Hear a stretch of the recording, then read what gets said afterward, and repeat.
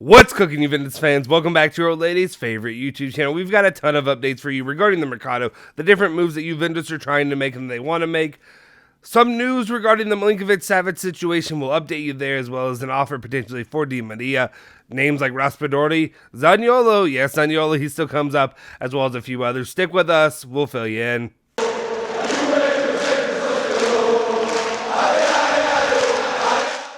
Ciao ragazzi, welcome back to the Bianconerizonechannel. My name is Justin Sofro. Today it's Tuesday, April 26, 2022. And of course, I've got your latest rundown of all things Juventus, all the news that you care about each and every day, and get you in and out about as quickly as possible and about your day. Before we do anything though, go ahead and smash that like on the video. It really does help our channel to continue to grow. So please hit that like button right now. It really does help.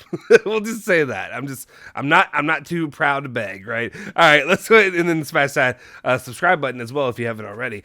Let's get into it. We have the news that we have for the day. Let's talk about it today. All right. How many times do I have to say day in 5 seconds, right? All right. First up, we have Goal France, who has a report saying that Juventus have made an initial offer for a 1-year deal contract for Angel Di Maria, plus a 1-year option should things work out. For the time being, nothing is done and discussions are continuing. Not really a lot to break down there, as it seems right now. Juventus have made their first move. What does that mean for some of the other options and players that they could be courting to come to Juventus as well? We talked about Zaniolo, little Big Z. We talk about Raspadori. We talk about Antony, the other attackers and things like that in mind. But Di Maria seems like a affordable and solid option that Juventus could go after. So we'll see if he ends up accepting it or what ends up going along with there. Continuing on, though, the next big story of the day is we got to talk about the status of Milinkovic Savic when it comes to Juventus going after the midfielder, the top tier midfielder that Juventus wants to see wearing the black and white. Well, unfortunately not great news, as Nico Schietta reports that Manchester United are preparing an official bid for Sergej Milinkovic Savic. The Red Devils scout has been watching the Serbian midfielder in recent games, and his agent, Kezman, is in Italy to discuss the price with Lazio. Juve and PSG are also interested as it stands right now, so it looks like Manchester United are ready to give all of the money that they can and that they're willing to do to bring him in to the Premier League right now. It's not a good sign for Juventus, who were really kind of probably hoping not to have a huge amount of competition when it comes to this in the player. This is a multi-part one, though, so let's continue on, though. El Messaggero says that Kezman presented Lazio with an offer of almost 80 million euros from Manchester United for Milinkovic Savic, a figure close to that requested by Lazio. Lotito is holding out and hoping for a raise from PSG, who had gone as high as 60 million euros. In the background remains the strong interest of Juve, which, however, can hardly do anything at these figures, which is what I expected when you start hearing these kind of numbers. I thought 70 million euros was almost over the top. I thought you'd probably go down from there. But if you have a bidding war and you have teams like you have that Juve are competing against, it's going to be hard to do against PSG, and it's going to be hard to do against Manchester United. Those are two clubs that, regardless of their situation and their performances on the field, this last season has been less than, especially given PSG and all the players that they have. A little bit, I would imagine, disappointing if I were one of their fans. But as it stands, They can throw whatever they want at it. There's oil money, there's Premier League money. They're going to throw whatever they want at it. So at this point, it unfortunately looks kind of, I don't know. I guess things look a little bit bleak when it comes to, Milinkovic Savic coming to Juventus, unless Milinkovic Savic really pushes the deal and wants to come to Juve for the reasons we talked about it before. Being in Torino, near his brother, all that going on there. We'll continue to watch it, but especially if Manchester United have pushed it to 80 million euros, which I would say I'm a little bit suspicious of. 80 million, go from 65 of PSG to 80 from them seems a little bit ridiculous, but I mean, it's not out of the picture. But at the same time, it just seems like it's a little bit too big of a jump if I'm doing business personally. One thing I still would say is obviously we talked about this before when it came to Vlahovic, when it came to whatever, when it comes to these players that really want to come to Juve. If Juve really want them, the Elkins can make it happen. I do believe that. I'm never going to be somebody who just says Juve can't afford that. But if it's not something where it's like a a must because there's obviously multiple different little options that Juve are looking at of who to bring in for the midfield. Okay, let's continue on, though, to the next part of it, and that's what we have right here, which is El Messaggero saying that Manchester United and PSG are planning to offer Lazio around 65 million euros for Sergei Milinkovic Savic, which is just weird because the other one said that 80 million, but yeah, 65 right there. 65 seems reasonable. I think Juventus could even get in for 65 million. But it's when they, keep going over the top and over the top and over the top. I don't think Juve wants to get in a bidding war with either of those clubs. So we'll see what happens. I apologize to rain on your parade when it comes to Milinkovic Savic today. We'll see if anything changes with the landscape for that right now. Obviously, Manchester United are going to be replacing the likes of Paul Pogba. We'll see if that opens anything up for Juventus and Pogba. Next up, talking about some midfielder action that Juventus are trying to get in on. One that we saw yesterday was the performance of Fratesi over there at Sassuolo. Corriere dello Sport reporting that Davide Fratesi is said to be in between Juventus and Inter, but the interest of Roma and Napoli should not be underestimated. Sassuolo are asking for around 25 million euros to sell him. I'll be honest, when it comes to the player of Fratesi, he didn't overly impress me yesterday. Some bad passes, some bad shots I saw taken. He was fine, but I don't know that this is something that if I'm Juventus, I'm jumping at. I'm not leaping at trying to get Fratesi to come into Juventus. I don't think he's at the level of, Locatelli, the Banana, players like that. I don't see that when I watch Fratesi. And I know there's this. When it comes to Sassuolo players, there just comes this automatic, just raise what they're worth. Just for some reason, every single one's worth every single one's a beacon in the next Italian whatever thing. And I don't, it's weird to me. I don't understand it fully. There are some players that have stuck out. I like Raspadori. I like obviously Locatelli when he was there. Scamacca, we'll see what happens with him. He's starting to look a little bit. I don't want to say overrated, but we'll see if he actually ends up going somewhere this summer. But I think if it's me personally, when it comes to Davide Fratesi, that would be one that I'd be willing to let slide to go wherever. We'll see. I could be proven wrong, but he just didn't impress me. Other options Juventus are looking at. Let's continue on. Marca is reporting that despite Xavi's declarations, Frankie de Jong is not at ease at Barcelona. De Jong doesn't like his current minutes, the frequency with which he is replaced, and Barca's moves in the market. Manchester United and Bayern Munich in poll for the Dutchman. City, PSG, and Juventus and other top clubs are also in the running in case of a transfer. Barca's request is 75 million euros. Obviously, getting Frankie de Jong would be a good option, but I think when you got to bring in Zakaria, that kind of, to me, I think that took it off the table.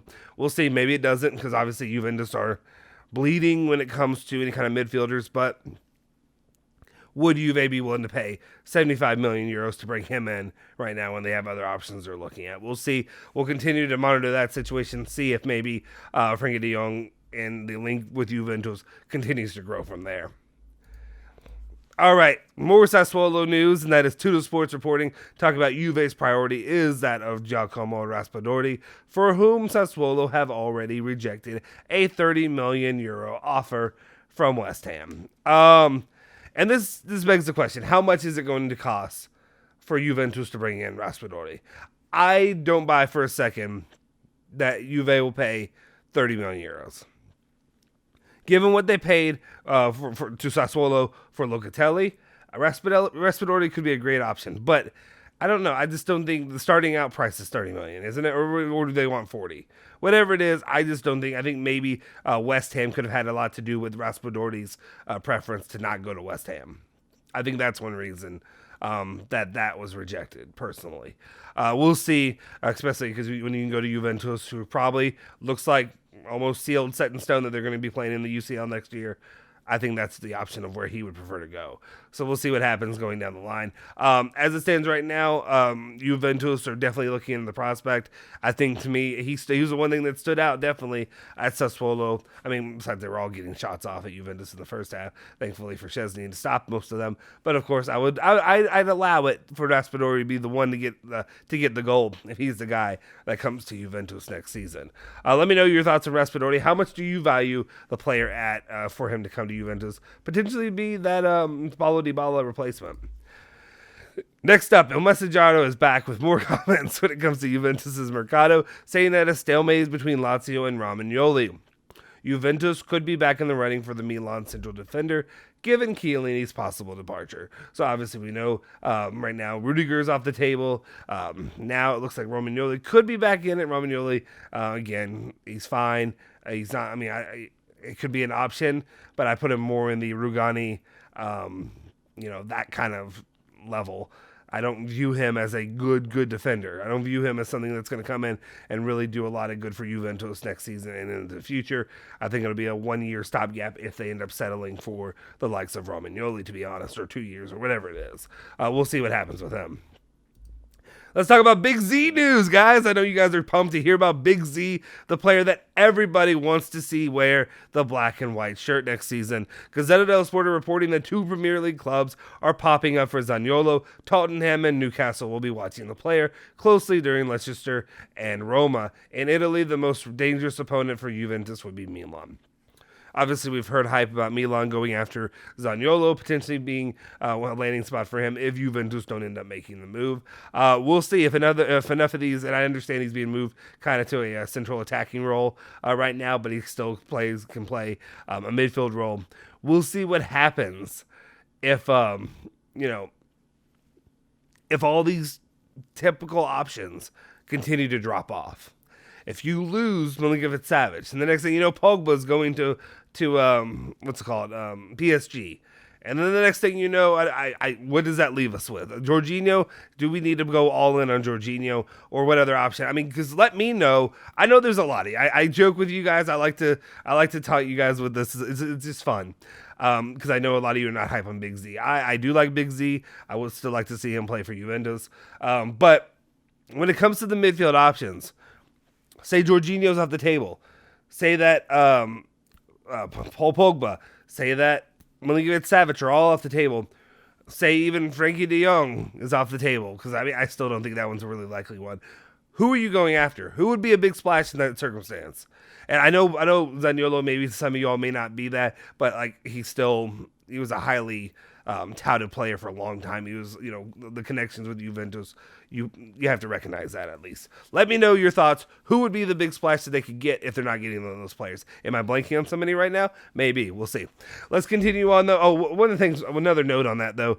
Of course, Tottenham are getting in there because Paratici has had a love affair with Zaniolo since he was at Juventus, obviously.